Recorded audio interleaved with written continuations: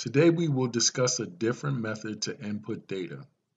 Thus far we have input data from a text box or an input box. These are great methods if we have a limited amount of data. But if we have a large amount of data to enter into the computer, the best way to do it is to use file input. To do file input in Visual Studio, the first thing you will need to do is locate where the file needs to be stored. In the project folder, there are several folders in here, one called bin. In the bin folder, there's another folder called debug. In the debug folder is where you would put your data file. So here I'm using a simple data file called student.txt or student.text. If I open that file, I have names and GPAs of students. So one name per line, one GPA per line. To do file input, the first thing I have to do is declare a file variable. In this class, we're always going to call the file variable InFile, but it can be called anything. It is followed by a series of code to actually open the file. So think of the file variable as containing the file itself. In this case, I am opening up a file called students.txt. Once this statement is issued, that file is open, and then I can manipulate that file by using the InFile variable. The one thing we talked about in class is that the InFile variable comes with a function called peek. Peek's job is to look into the file to see if there's any more data in the file. If there's data in the file, then peek will allow the loop to continue. If peek looks in the file and does not see any more data, the loop will terminate. Peek is looking for a special invisible character called the end of file marker.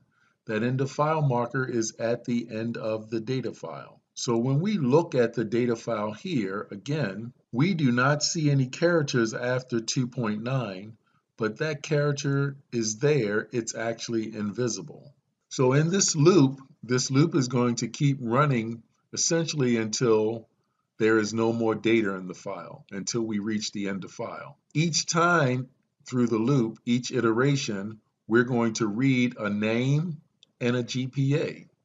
A name and a GPA for every iteration of the loop. The program specs that we started on in class said to read a name and a GPA from a file and print the names of the students with a GPA of 3.5 or higher, and then finally average those students with a GPA of 3.5 or higher. So in this case, I have an if statement here that says if the GPA is greater than or equal to 3.5, we're going to count that person and accumulate their GPA. Also in this if statement is a statement to print out that person's name and their GPA formatted to 2 characters.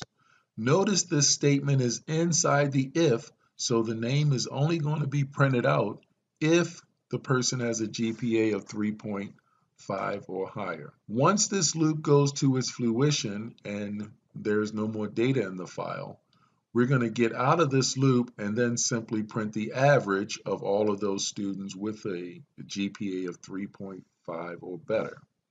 Let's run the program one time. The program is now executing. And for this interface, I simply have a button click to list the students. When I click the button, I get a list of all the students with a GPA of 3.5 or higher.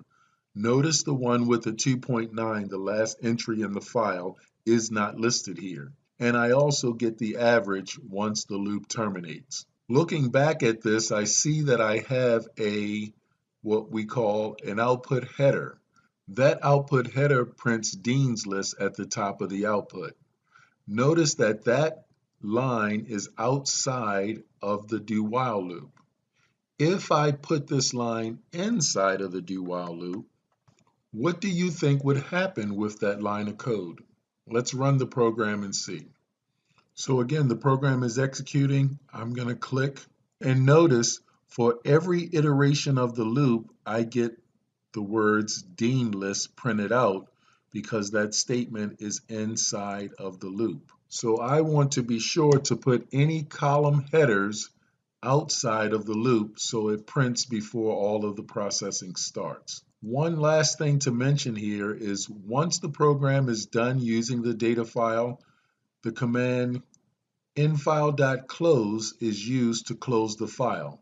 It is a good idea to close the file properly once your program terminates or once you no longer need the data file. If you in fact do not issue this statement, the next time you run your program, the program can have problems opening up the file if the file has not been closed properly. So again, to summarize, to use file input, I have to have this declaration statement to open up the file. I must locate the file inside of the project folder, inside of the bin folder, and then inside of the debug folder.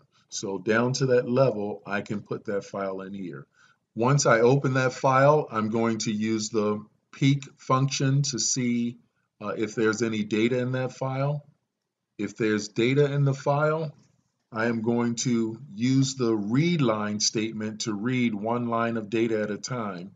Strings do not need to be converted. That is the default data type that comes out of the file. But any numerical value must be converted to its proper data type. And then lastly, I must close the file when I'm done reading it. So I could actually have a subroutine that reads the data from the file, call on another subroutine to do something with that data. So I don't want to close that file until I'm done with that particular subroutine. So it doesn't necessarily have to be closed at the end of the program. It may be closed at the end of a subroutine.